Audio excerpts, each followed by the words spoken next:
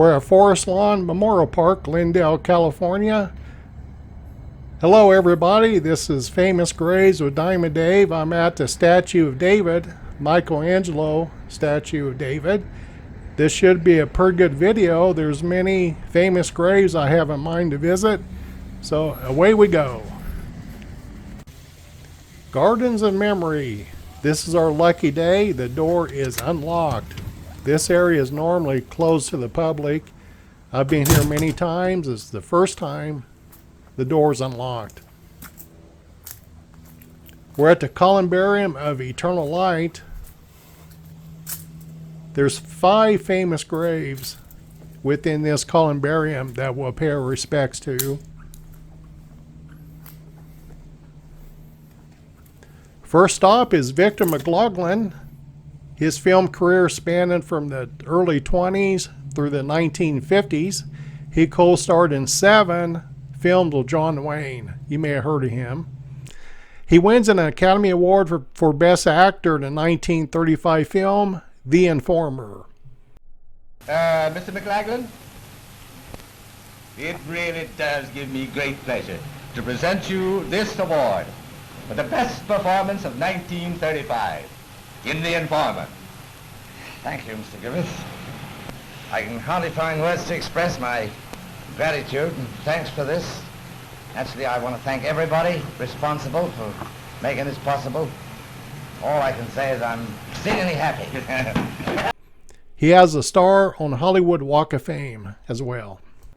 Right next door is a major Hollywood legend, Humphrey Bogart. Born Christmas Day, 1899, dies much too young. How about that? Humphrey's hard to beat. Just across the way towards the bottom, we have another actor from the 20s through the 50s, George Caliga. He's mainly in uncredited silent films. However, he did receive credits in 2 movies, The Knave of Diamond and The Woman with a Fan. And right above, we have Ray June, who was an early cameraman during Hollywood's golden years. He's part of films from 1915 until 1958 upon his death. And close by is another individual behind the scenes, Fred Searson. He works in special effects. He wins 2 Academy Awards for his work in the 1940 film The Rains Came and Crash Dive in 1944. All right, let's get on out of here. Let's wander around and see what other famous graves we can find. I think out in this area is Mary Pickford, so we'll wander over there and see if we can find her. The proof is fall or the sound of the leaves crunching beneath my feet. We're walking up on the tomb location of Mary Pickford. Just beautiful. She's originally from Canada, comes down to the United States. She's an actress, appearing in several movies, becomes America's sweetheart. Also works as a producer, screenwriter. She marries Douglas Fairbanks, that'd be senior. Together, they are founders of United Artists Studio. She dies in Santa Monica of a cerebral brain hemorrhage on May the 29th, 1979.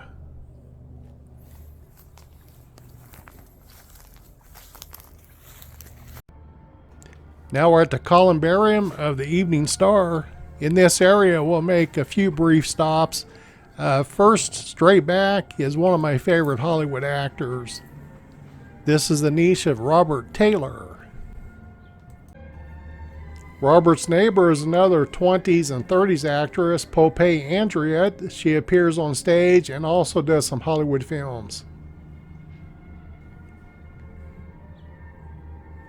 Now we're going to move over to the east wall of the Columbarium of the Evening Star. We'll stop by. This is the niche of Marvin Davis. He's an art director involved in the film industry in the 50s and 60s. He's also heavily involved in designing Disneyland here in Anaheim, California. And right above us is a comedian actor, John Bunny. He's also the son of a silent actor, John Bunny Sr. Well, that takes care of this columbarium. Let's wander around and see what other famous graves we can find. Oh hey, I want to check this door because Sammy Davis Jr. is behind this locked door. I always check it while I'm here. Let's try our luck. Doesn't look like it's unlocked. Yeah, of course not. No Sammy Davis Jr. today, but maybe one of these days.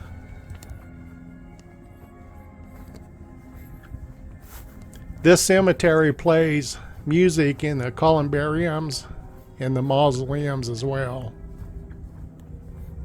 Hoping one of these days I can get through that locked door. Sammy Davis's father's there too, and his wife Altavis. She dies in 2009. Samuel Goldwyn's in there as well of MGM. Also Sam Cooke, the singer. We're going to make an interesting stop here. This is the final resting place of Mvin LeRoy. It's quite a story. His mother runs off when he's 5 years old with another man, strands him and his father. The very next year, the 1906 San Francisco earthquake destroyed their family store. It was a dry goods store.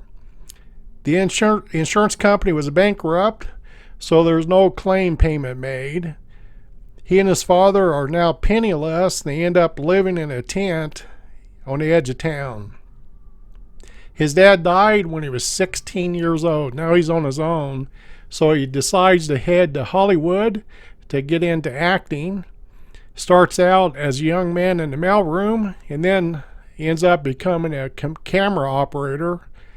He does some other odds and ends job, but later he becomes a powerful director and producer, working with the likes of Clark Gable, Robert Mitchum, and Lana Turner. Well, how about that? Good for him. It's not where we start out at, it's where we'll end up. Let's get out of bed early each morning and make the best of each day, and remember to smell the roses along the way.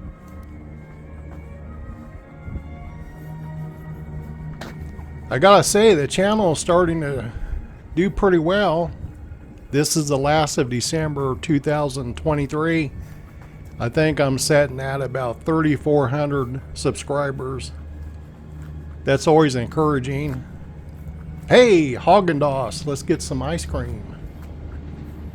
Nah.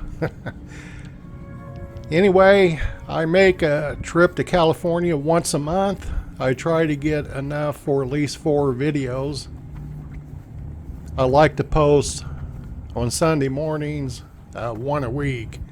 That seems to do better. I enjoy hearing from you guys. I've talked to several of you on the telephone.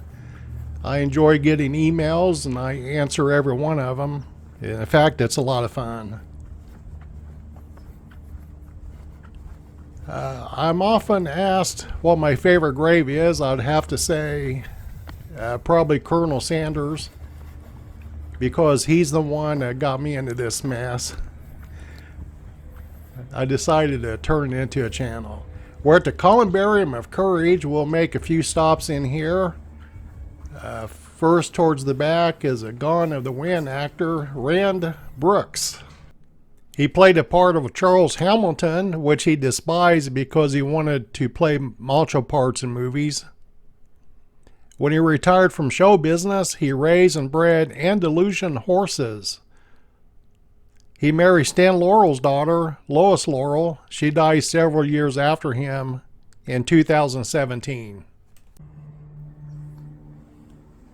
Right behind us, up towards the top, I recognize a name of a Hollywood actor. I'll zoom up there, get a better shot. Goes by Ben Piazza. I remember him from the Blues Brothers movie. I think that was about 1980. And Bad News Bears, I think he was in that, 1976. Speaking of taking time to smell the roses,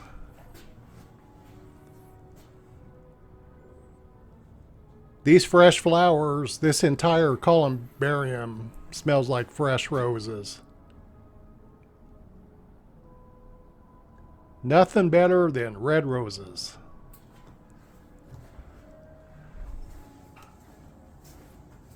All right, let's get back out and visit some ground interments.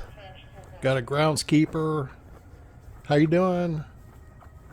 Usually they're pretty nice. They leave me alone as long as I stay respectful, and I certainly won't get around any areas where there is a service going on. I always want to be respectful.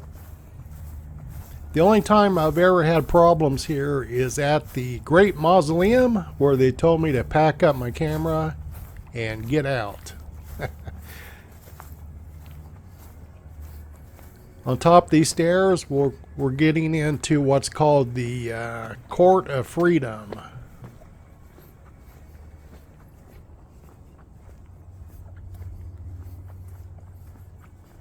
Up on the left would be our first stop in this area.